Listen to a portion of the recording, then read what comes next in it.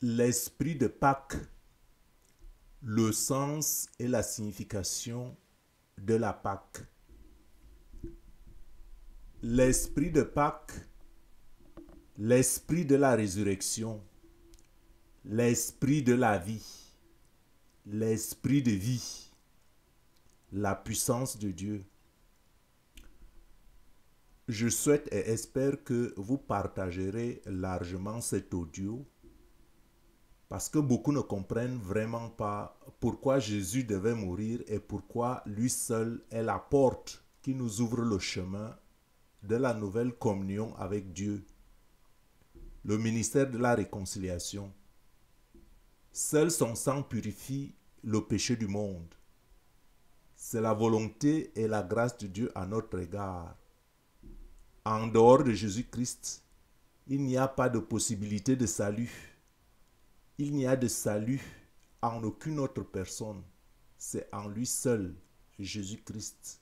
C'est son sang qui a coulé à la croix. Et il faut bien comprendre les choses dès le début.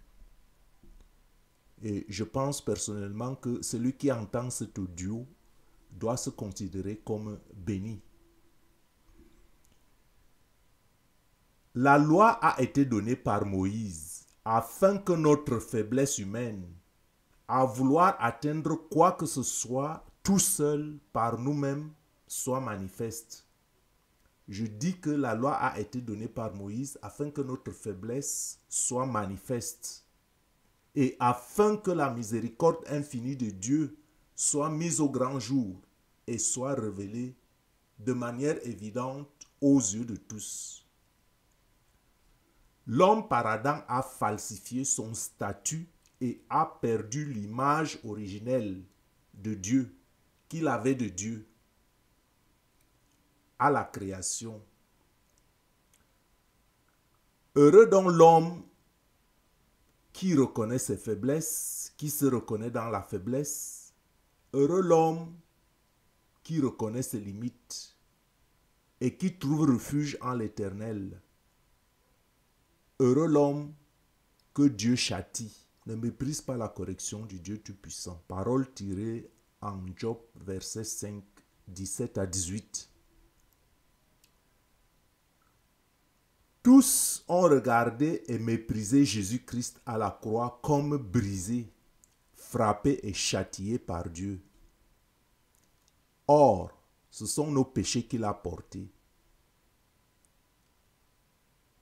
Christ s'est laissé châtier par amour pour nous. En d'autres termes, Dieu a tant aimé le monde qu'il a donné son Fils unique, afin que quiconque croit en lui ne périsse point, mais qu'il ait la vie éternelle. Jean chapitre 3, verset 16. La bonne nouvelle est que Dieu nous a donné l'opportunité. Dieu nous donne encore aujourd'hui la grâce afin que quiconque croit en Jésus-Christ soit sauvé.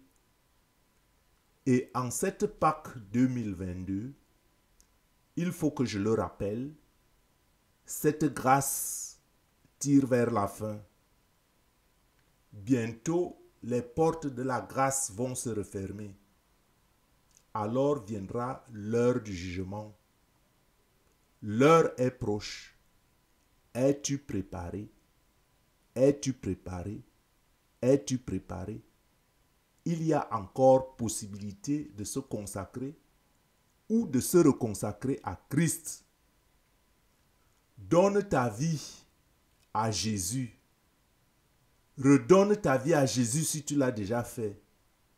Et si tu estimes que ta vie est trop sale ou trop faible pour que tu la donnes à Jésus, alors accepte la vie de Jésus, car sa puissance s'accomplit dans ta faiblesse.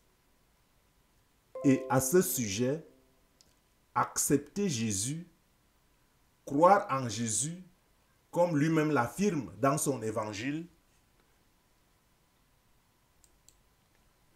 c'est suivre son commandement. Il est écrit, celui qui a mes commandements et qui les garde, c'est celui-là qui m'aime. et celui qui m'aime sera aimé de mon Père.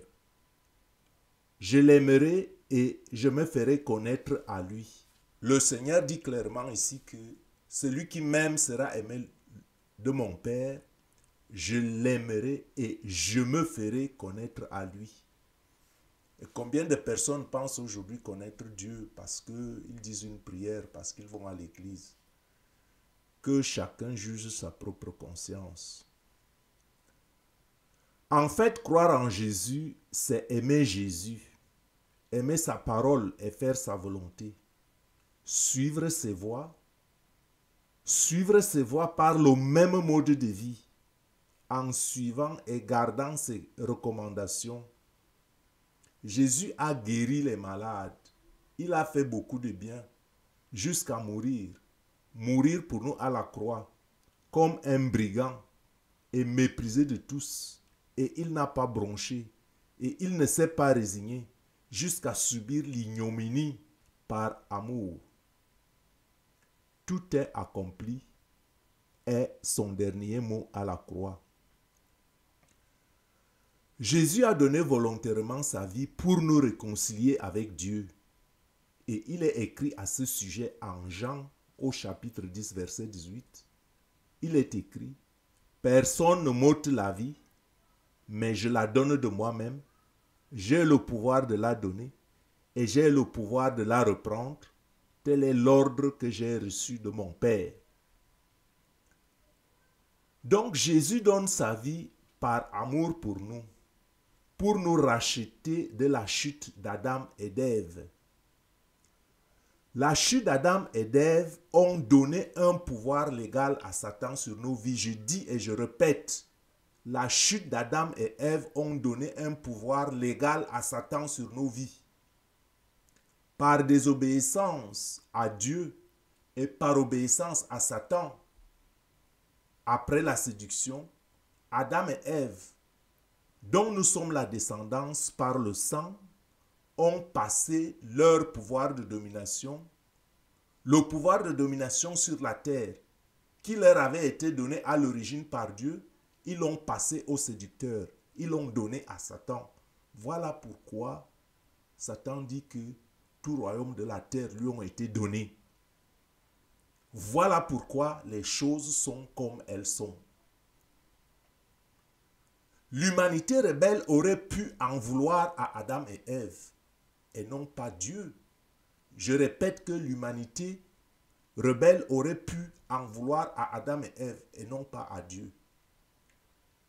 Et je dis que Adam et Ève ont remis les clés du règne et les clés de l'autorité qui leur avaient été données par Dieu. Ils ont remis ces clés à Satan en mangeant le fruit de l'arbre défendu. Ils ont rompu la relation, ils ont rompu l'intimité d'avec Dieu. Ils ont falsifié notre statut et notre image par la désobéissance. C'est la grande chute, la déchéance, la rupture de l'intimité avec Dieu, conduisant à la souffrance, à la maladie et à la mort. Il fallait donc un sang neuf, un sang sans péché, un sang pur pour racheter, régénérer l'humanité déchue par condescendance. Voilà pourquoi Jésus est né du Saint-Esprit, une semence divine. En ce sens, la semence de Jésus n'était pas corruptible. Et donc, la semence de Jésus était et est au-dessus de la loi de la condamnation, du péché et de la mort. Cependant, Jésus devait mourir en substitution, c'est-à-dire une mort qui restitue la vie et le statut perdu. La mort de Jésus est le chemin qui mène à la vie, qui nous ramène à la vie véritable. Parce que même la mort obéit à la loi de la semence. Il faut que la graine meure afin qu'elle produise beaucoup d'autres graines de la même espèce, des graines de même nature. Et c'est pourquoi les Écritures disent que Jésus est le premier-né d'entre plusieurs frères. Je dis que quand une graine meurt, quand on sème une graine, elle meurt, elle produit une plante avec des graines de la même nature. Et c'est en ce sens que la mort de Jésus est une semence, afin que par sa mort, nous ressuscitions en lui. Donc, c'est à ce sujet donc que les Écritures disent que Jésus-Christ est le premier-né d'entre plusieurs frères.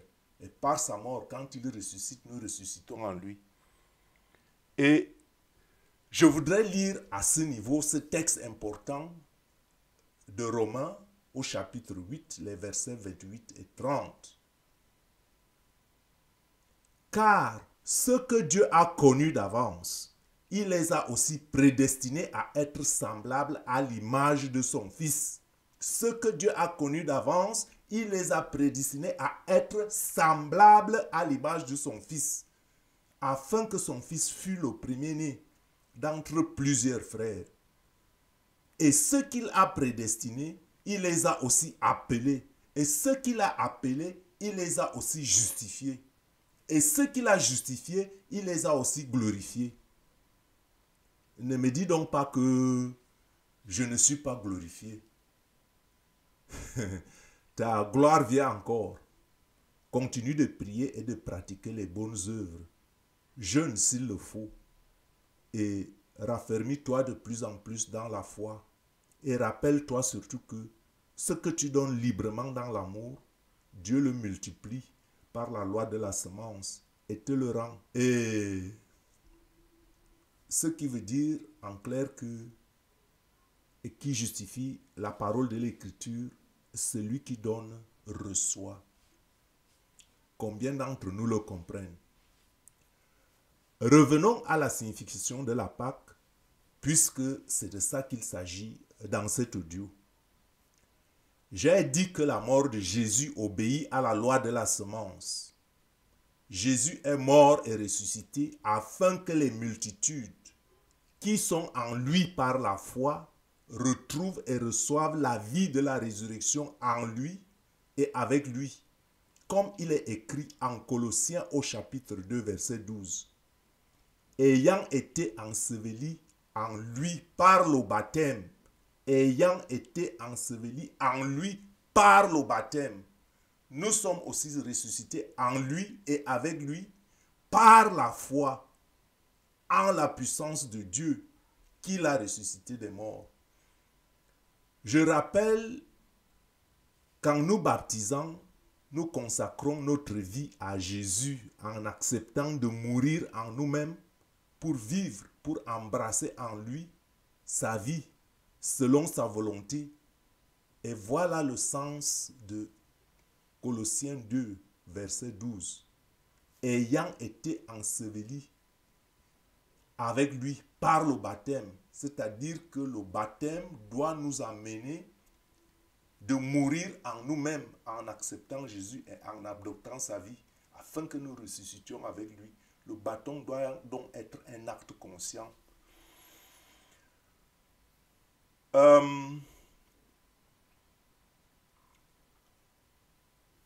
Ce qui veut dire donc en clair que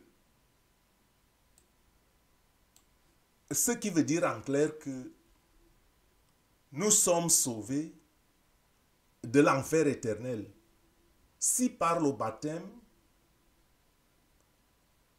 nous sommes ensevelis en lui, de sorte que par sa mort et sa résurrection, nous soyons ressuscités en lui, nous sommes par cet acte sauvés de manière garantie de l'enfer éternel. Et nous retrouvons non seulement une place de choix à la droite de Dieu le Père, comme il est écrit, il nous a ressuscités ensemble et nous a fait asseoir ensemble dans les lieux célestes en Jésus-Christ. Ce n'est pas moi qui le dis, c'est les Écritures qui le disent. Et je pense que vous êtes convaincus que la parole de Dieu ne ment pas.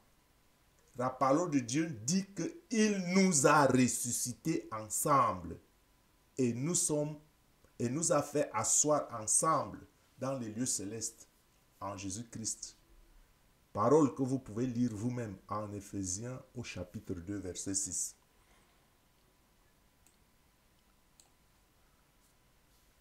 Donc, Dieu ne nous a pas seulement fait asseoir avec Jésus-Christ, du moins prophétiquement, puisque nous sommes encore sur terre. Dieu est omniscient, il voit tout.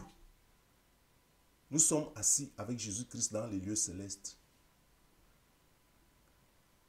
Mais aussi, Dieu nous donne par l'acte du sacrifice de Jésus à la croix.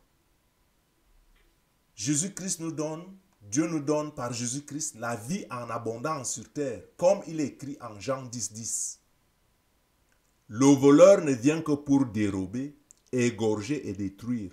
Moi, je suis venu afin que les brebis aient la vie et qu'elles soient dans l'abondance. Je suis venu afin que les brebis aient la vie et qu'elles soient dans l'abondance. On n'a pas dit ici qu'on attend seulement la vie au paradis.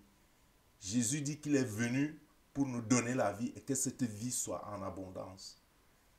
Et le verset 11 ajoute: je suis un bon berger, le bon berger donne sa vie pour ses brebis. Et c'est cette vie que Jésus nous donne à la Pâque. Et c'est cette Pâque que nous commémorons. La Pâque, c'est le signe de la paix avec Dieu, la réconciliation avec Dieu. Et cette paix n'est pas seulement cette paix que nous aurions au ciel, ça doit être aussi la paix au quotidien. Et c'est pourquoi je rejette et je vous invite à rejeter tout esprit de peur et d'anxiété. Tout esprit qui vous fait avoir peur du lendemain. Parce que Jésus-Christ à la croix nous donne la délivrance. La délivrance, la délivrance. Amen. Nous avons la liberté en Jésus-Christ. La liberté à tout égard. En nous faisant grâce pour toutes nos offenses, il a effacé l'acte dont les ordonnances nous condamnaient et qui subsistait contre nous. Et il a détruit en le clouant à la croix. Il a dépouillé les dominations et les autorités et les a livrées publiquement en spectacle. À la croix, Jésus a dépouillé les dominations et les autorités et les a livrées en spectacle. Et voilà pourquoi, plus loin, les Écritures, avant qu'il meure, il disait prophétiquement: vois, je vous ai donné le pouvoir de marcher sur les serpents et sur les scorpions et sur toute la puissance de l'ennemi, et rien ne pourra vous nuire. Puisque à la croix, il dépouille toutes les dominations et les autorités du pouvoir que Adam et Ève ont livré à leurs mains. Donc il les a triomphés sur la croix. La Pâque est donc la commémoration de sa mémoire, la célébration de notre liberté. Notre liberté en Christ, la célébration de la victoire sur le mal, la mort vaincue en Christ, par Christ, la démonstration de la vie éternelle. Si nous sommes libres, nous devons donc célébrer notre liberté en glorifiant Dieu, pas seulement à la Pâque, mais toute notre vie, en le servant et servant le message de l'Évangile, afin que la multitude prenne conscience du sens du sacrifice à la croix, afin d'augmenter les chances pour que l'invitation à manger l'agneau pascal et bénéficier de l'œuvre de la rédemption ait un impact sur les fils de la rébellion. Le but de notre vie est de servir l'Évangile. Nous avons peut-être la grâce d'être nés dans une famille chrétienne. Beaucoup d'autres ne connaissent pas encore Jésus-Christ et un grand nombre encore ne comprennent pas réellement le sens réel de sa mort, et cela les empêche de revenir à Christ. Cela les empêche de venir à Christ et de l'accepter afin de revenir à la vie de mort qu'ils sont dans le péché. Et Jésus lui-même ne dit-il pas de lui-même qu'il est l'agneau pascal, le pain de vie?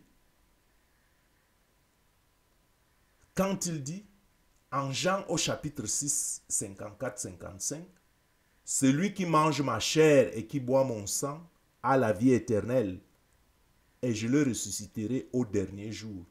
Car ma chair est vraiment une nourriture, et mon sang est vraiment un breuvage. » Donc Jésus est le chemin, Jésus est la vérité, Jésus est la vie. Jésus nous donne sa vie, donnons-lui en retour la nôtre. Il a été moqué, nous serons aussi moqués. Il a subi des tribulations, mais il a vaincu. Nous aussi, nous vaincrons. Pas cette petite victoire, pas cette petite victoire de la vie, mais nous vaincrons avec la puissance de la résurrection. Et cette victoire qui triomphe du monde est notre foi en Jésus-Christ, en l'acceptant comme rançon. Il devient notre justification devant Dieu. Nous sommes saints et irrépréhensibles alors, parce que son sang nous lave de nos iniquités et nous réintroduit dans le saint, dans le statut de fils de Dieu. Et nous arrachant du royaume des ténèbres pour nous introduire dans le royaume de son admirable lumière. La Pâque nous rappelle que nous sommes saints parce que Jésus a pris notre place et nous sommes justifiés devant Dieu. Non pas parce que nous n'avons pas de péché, mais parce que son sang nous lave et nous justifie. Et lui-même plaide pour nous devant Dieu. Il est notre avocat. Son sang nous purifie. Et la question est donc souvent qu'avec une telle nouvelle, devons-nous continuer à être tristes le vendredi saint comme le font les religieux? Je dis oui et non. Nous devons être tristes le vendredi saint, oui et non. Oui, quand nous considérons nos misères et ce que nos péchés lui ont fait endurer. Si notre tristesse se tourne dans le sens du regret et du repentir, alors oui. Si notre tristesse nous appelle aussi à la révolte quant à notre condition, quand on pense que la mort à la croix nous donne la liberté d'enfant de Dieu à tout égard, la mort à la croix nous donne la liberté d'enfant de Dieu à tout égard, et quand on regarde notre condition, nous devons être tristes. Qu'est-ce qui arrive? Jésus-Christ nous a sauvés, il nous donne la liberté, mais nous continuons à plier sous le joug de l'esclavage et sous la domination de Satan. Et d'un côté, on ne doit pas être triste au vendredi saint. On ne doit pas être triste parce que c'est une commémoration d'une mort qui a donné la vie. Je dis qu'on ne doit pas être triste au vendredi saint parce que c'est une commémoration d'une mort qui a donné la vie. C'est une commémoration, une mort qui nous a donné l'espérance d'une vie éternelle. Donc on doit être en joie parce que c'est un rappel. C'est un rappel d'une situation triste et tragique qui s'est transformée en victoire. La gloire de la résurrection. Alléluia. Gloire à Dieu, le Dieu sauveur, le Dieu amour. Maintenant, prions.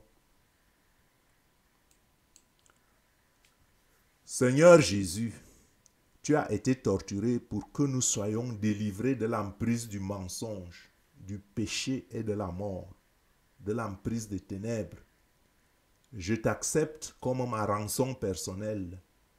Je rejette le diable et toutes les œuvres des ténèbres. Je renouvelle ma consécration. Merci de me recevoir comme ton fils dans ton admirable royaume de lumière.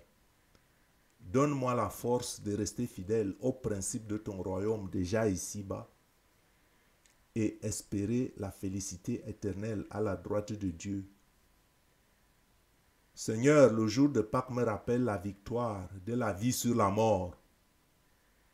Le tombeau vide nous appelle et nous rappelle que Dieu est le Dieu de la vie. La mort a été vaincue. Et cette vie demeure en nous et s'exprime par la vérité de l'amour et par l'amour de la vérité.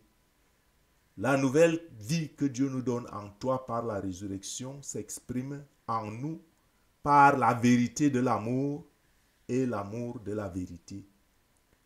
Et en ceci, frères et sœurs, je dis Amen, joyeuse Pâques. Et je vais ajouter quelque chose de très important.